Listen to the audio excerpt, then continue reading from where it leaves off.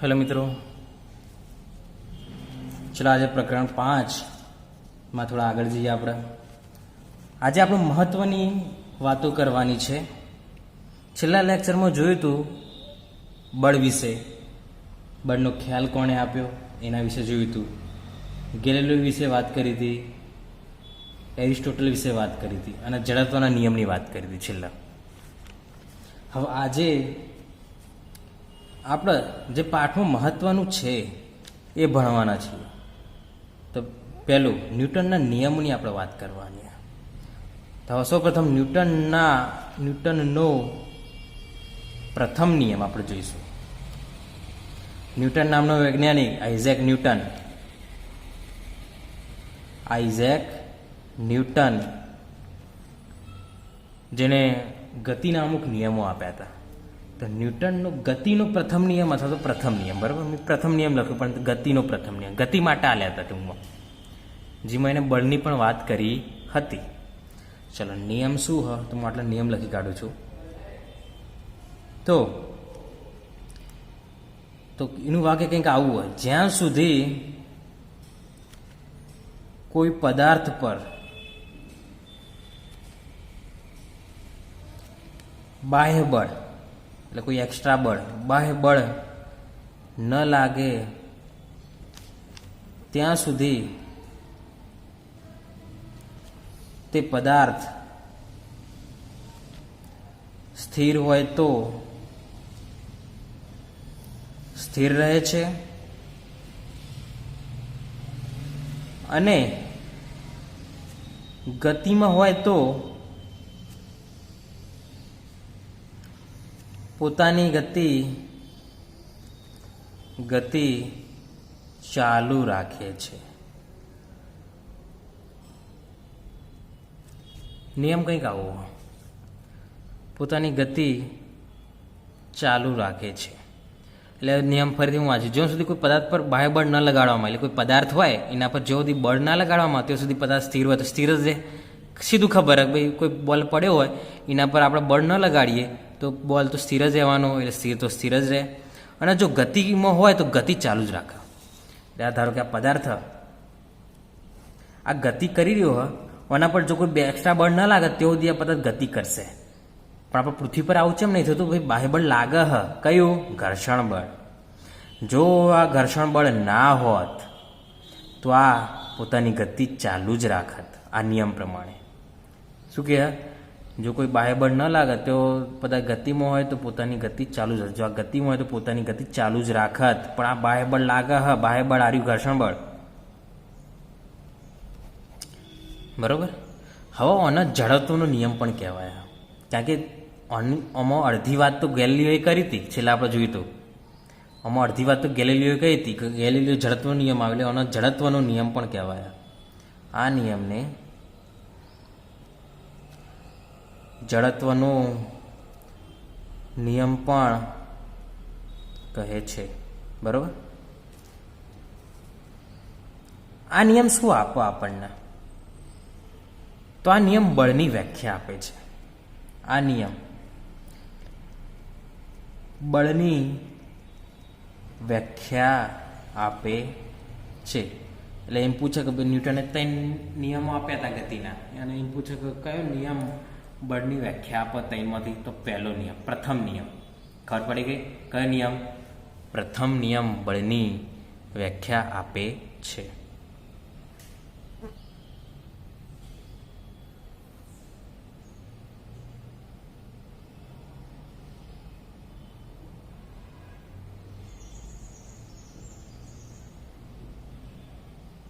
હવે આપણે આગળ જઈએ। ચલો પ્રથમ નિયમ આપણે જોઈ લીધો, સમજી પણ ગયા તમે કે જેવો સુધી પદાર્થમાં કોઈ બીજું બળ ના લાગે તેવો સુધી પદાર્થ ગતિ કરતો જ રહે છે। આપણે પૃથ્વી પર આ કેમ શક્ય બનતી નહીં? કેમ કે ઘર્ષણ બળ લાગે છે એના કારણે। જો આ ઘર્ષણ બળ ના હોત તો ગતિ ચાલુ જ રાખત। આ નિયમ શૂન્યાવકાશમાં જોઈએ કાંઈ, શૂન્યાવકાશમાં જોઈએ કે કોઈ પદાર્થ સ્થિર હોય તો સ્થિર જ રહે, અને ગતિ હોય તો ગતિ ચાલુ જ રાખે અનંતકાલ સુધી।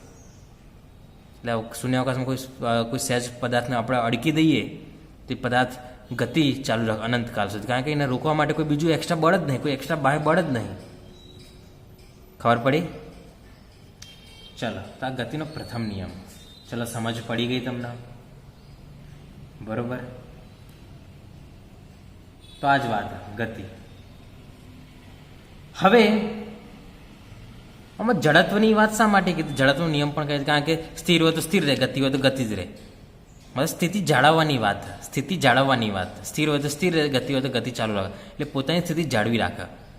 એટલે આ હમાં આવતું હતું? જડત્વમાં આવતું હતું. યાદ કરો, છેલ્લા લેક્ચરમાં આપણે જોયું હતું કે જડત્વ એટલે શું? કોઈ પણ પદાર્થ પોતાની સ્થિતિ જાળવવાનો પ્રયત્ન કરે, પદાર્થના આવા ગુણધર્મને જડત્વ કહે છે.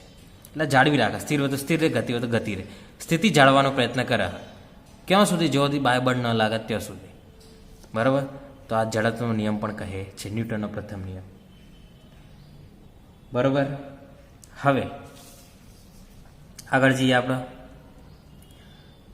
હવે આપણે બીજો નિયમ જોવાના તો છીએ જ, બરાબર. પહેલા નિયમ પછી બીજા નિયમની વાત તો કરીશું, પણ એના પહેલા એક રાશિ વિશેની વાત કરવાની, એક ભૌતિક રાશિ આપણે જોવાની છે. તો એ રાશિ કઈ હ? તો વેગમાન. એ રાશિ કઈ હ?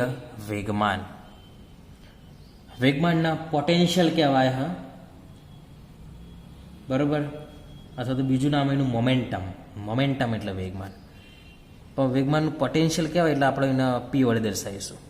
પી. વેગમાન નવું કદ દર્શાવીશું, પી વડે દર્શાવીશું. હવે વેગમાન છ શું? તો વેગમાન એ વેગની અસર છે. અને વ્યાખ્યા સાદી ભાષામાં વ્યાખ્યા કરી હોય તો વેગની અસરને વેગમાન કહે છે. ચલો હું તમને એક્ઝામ્પલ આપું, એક વ્યવસ્થિત એક્ઝામ્પલ આપું. આ વ્યક્તિ છે,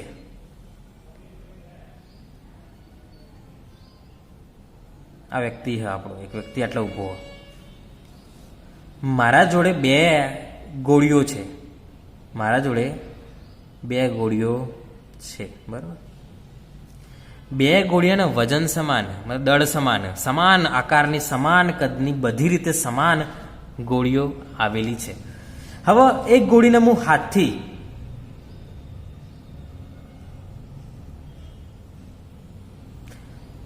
ફેંકું અને બીજી ગોળીને બંદૂકમાં ભરાઈને ફેંકું, તો આ વ્યક્તિને કઈ ગોળી વધારે અસર કરશે? કોઈ કહેશે ખરા? એક ગોળીને હું હાથથી ફેંકું ને એક ગોળીને બંદૂકમાં ભરાઈને ફેંકું, તો કઈ ગોળી વધારે અસર કરશે? મને આ તો નાના છોકરાને આવડે. બંદૂકવાળી. કઈ? બંદૂકવાળી. હાથથી નહીં, હાથથી આપણે ફેંકશું તો અને એટલું બધું વાગે નહીં, બંદૂકથી ફેંકશું તો આરપાર નીકળી જશે. હવે કેમ આવું થયું?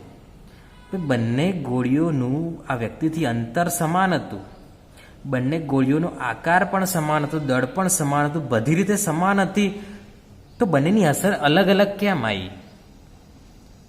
કેમ આવી બંનેની અસર અલગ અલગ? સીધું કારણ વેગના લીધે. કોના લીધે? વેગના લીધે. ભાઈ, જે આ પહેલી ગોળી હતી એનો વેગ ઓછો હતો એટલે ઓછી અસર થઈ, આ ગોળીનો વેગ વધારે હતો એટલે વધારે અસર થઈ. મતલબ આ વેગમાન એ વેગ પર આધારિત છે, વેગની ગતિ પર આધારિત છે. કેટલા વેગથી ગતિ થાય? ખબર પડી ગઈ કે નહીં? અને અસર ચાણા વધારે થઈ, વધારે વેગ હતો તાણા. અસર ચાણા ઓછી થઈ, ઓછો વેગ હતો તાણા. મતલબ આ અસર ઓને જે થાય હોય વેગ પર આધારિત છે. ચલો, ખબર પડી ગઈ. એટલે વેગમાં ને વેગ પર તો આધારિત. ચલો બીજી ઘટના લઈએ. બીજી ઘટના લઈએ. વેગ પર આધારિત ખબર પડી ગઈ આ વાત. હવે એક બીજી ઘટના લઈએ.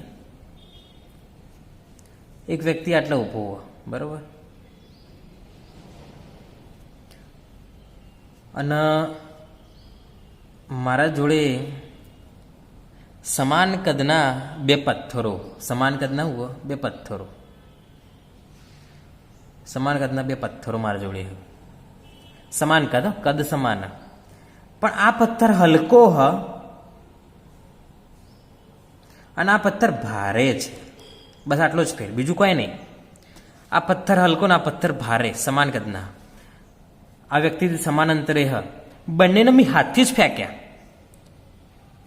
કોઈને બંદૂકમાં ભરાય નહીં, બંનેને હાથથી જ ફેંક્યો. અને હાથથી ફેંક્યો, અને હાથથી ફેંક્યો, અને હાથથી ફેંક્યો આપણે હાથથી, અને હાથથી,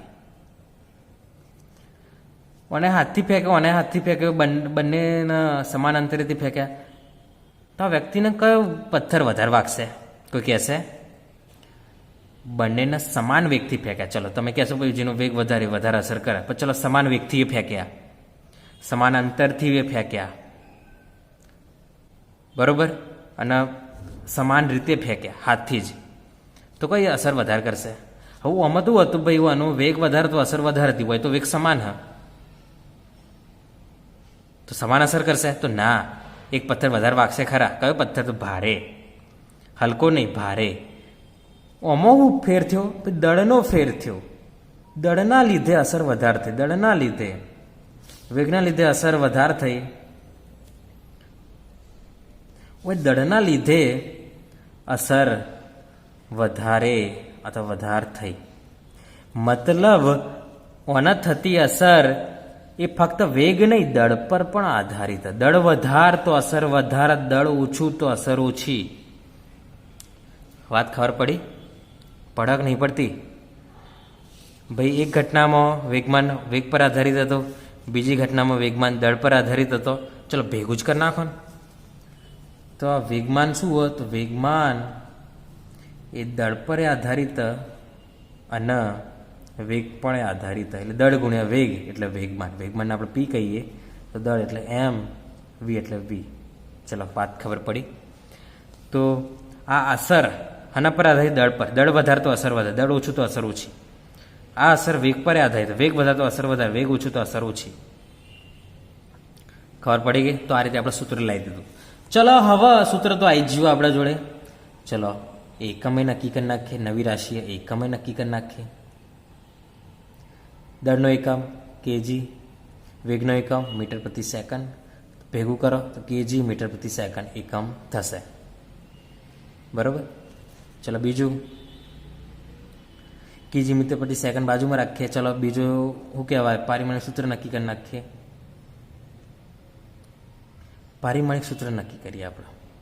તો કેજીનું શું થાય? માસ m1, મીટરનું શું થાય? L1, અને સેકન્ડનો T1 ટાઈમ. ભેગું કરો તો m1 L1 T -1, m1 L1 T -1. તો વેગમાનનો એકમ આવી ગયો કેજી મીટર પ્રતિ સેકન્ડનો, પારિમાણિક સૂત્ર આવી ગયું m1 L1 T -1. બીજું આ રાશિ કેવી છે? તો સદિશ રાશિ છે. કેવી દિશા હોય આની? વેગમાનની દિશા હોય, વેગમાનની દિશા હોય છે, સદિશ રાશિ છે, બરાબર, એની દિશા હોય. ચલો ખબર પડી એ વાત. હવે વેગમાનની વાત આપણે જોઈ લીધી. હવે વેગમાન પર જે આધારિત બીજો નિયમ, એ બીજો નિયમ આપણે જોઈ લઈએ. ન્યૂટનની ગતિનો આપણે બીજો નિયમ જોઈ લઈએ. ચલો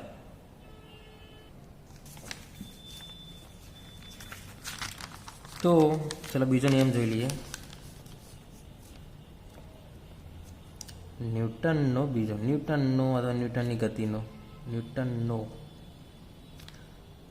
બીજો નિયમ અથવા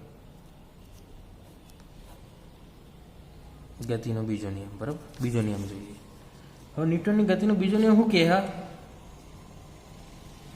ન્યૂટનની ગતિનો બીજો નિયમ એવું કહે કે વેગમાનમાં થતો ફેરફાર લગાડેલા બળના સમપ્રમાણમાં હોય છે.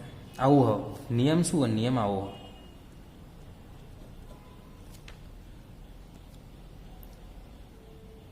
પદાર્થના વેગમાનમાં થતો ફેરફાર, થતા ફેરફારનો દર, થતા ફેરફારનો દર એ લાગુ પાડેલા બળ જેટલો હોય છે.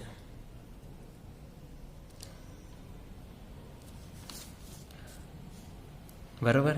વેગમાનમાં થતા ફેરફારનો દર એટલે હંમેશા સમજી લો, દર હોય, દીઠ હોય, હંમેશા સમજી લેવાનું કે ભાઈ કઈ ગુણોત્તરમાં છે. સમય, ખૂબ ગુણોત્તરમાં સમય. હવે આ વસ્તુ નિયમમાં પણ ચલો આપણે વ્યવસ્થિત સમજીએ. ચોપડીમાં આ વસ્તુ નહીં આલી એટલે આટલા જુઓ. ધારો કે દિવાલ હા, આ બાજુ જોતા રહેજો. દિવાલ હું સમજાવું વ્યવસ્થિત. આ દિવાલ હા, આપણી દિવાલ હા આપણી, બરોબર.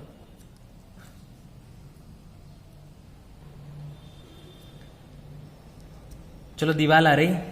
હવે એક બોલ છે મારી જોડે આ રીતે, જેનું દળ હ એમ.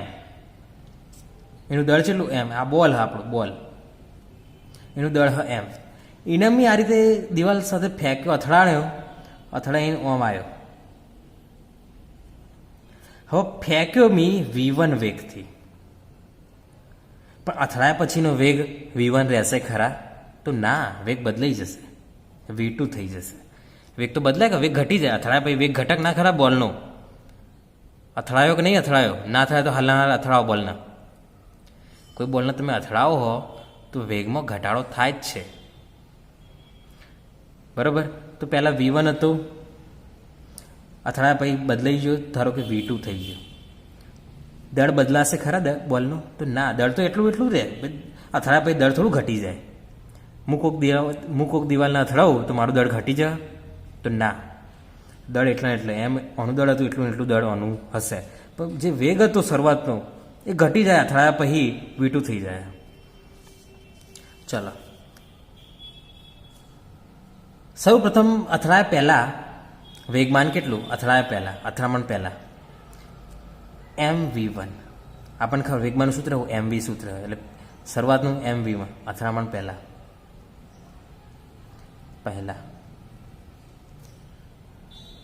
અથડાયા પછી વેગમાન P2 બરાબર અથડામણ પછી કેટલું દળ હતું એમ, વેગ કેટલો હતો V2, એટલે અથડામણ પછી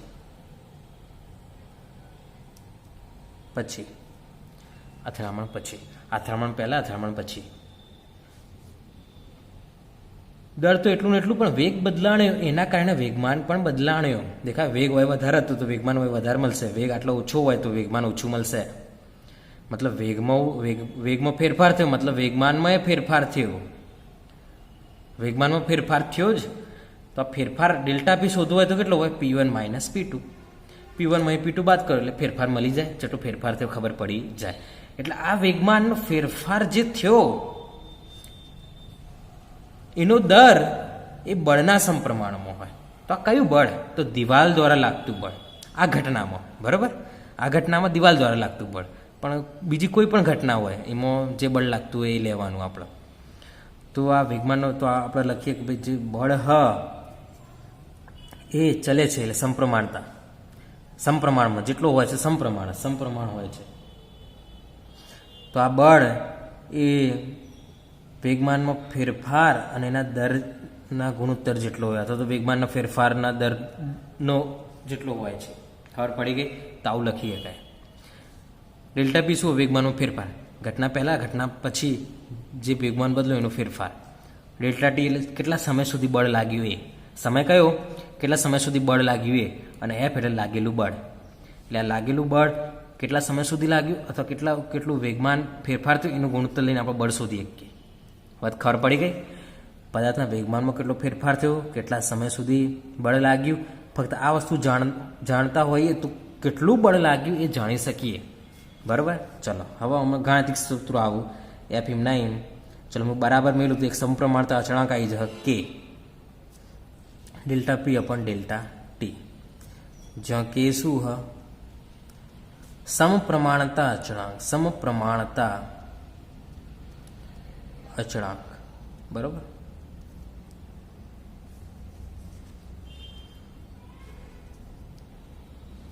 હવે અચળાંક એટલે અવગણી નાખ્યો, આમ તો કોઈ જરૂર નહીં એની, પણ એને અવગણી નાખ્યો. કેને અવગણો? કેને અવગણી નાખીએ તો એફ કેટલું રહે? એફ બરાબર ડેલ્ટા પી અપોન ડેલ્ટા ટી, બરાબર. ચલો, આપણે સમયનો થોડો નાનો લઈ લઈએ. સમયનો કરીએ નાનો લઈએ, થોડું નાનો કરીએ સમયને. તો એફ બરાબર લિમિટ લઈ લઈએ. સમયને નાનો કરવા માટે આપણે લિમિટ લેતા હતા. ડેલ્ટા ટી શું છે? ડેલ્ટા પી અપોન ડેલ્ટા ટી. ખબર પડે ને? ચલો આપણને કહો જો સમયના નાનો ડેલ્ટાનું ડીપી અપોન ડીટી થઈ જાય, ડીપી અપોન ડીટી થઈ જાય, ડીપી અપોન ડીટી થઈ જાય એફ. આટલી સુધી ખબર પડી? બરોબર. હવે આના સમીકરણ 1 કહીશું, જે યાદ રાખીશું આપણે. કહેવાનો મતલબ શું હોય?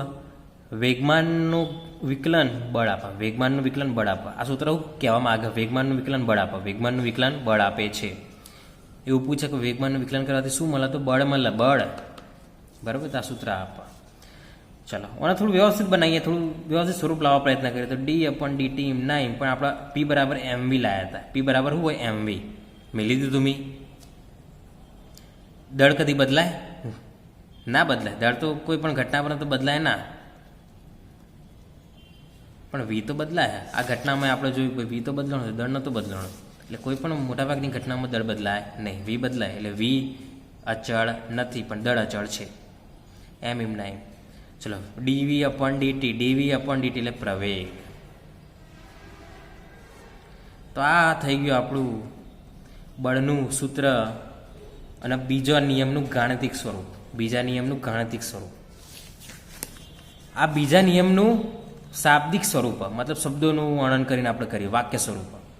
પણ આવું બીજા નિયમનું ગાણિતિક સ્વરૂપ. એટલે તમારે પ્રશ્ન સમજવાનું.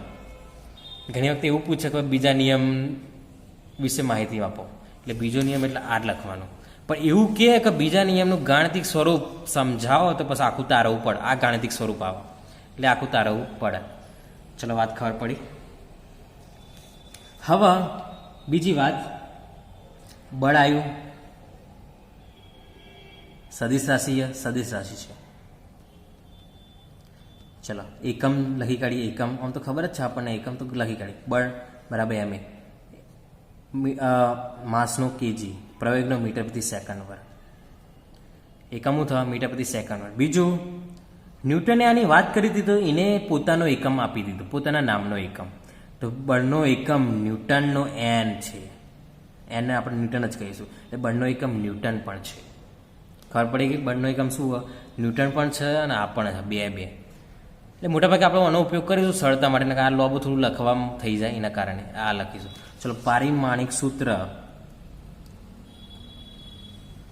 પારિમાણિક કેજીનું થાય માસ m1, મીટરનું થાય L1 નેચર સેકન્ડ વર્ગનો ટી વર્ગ.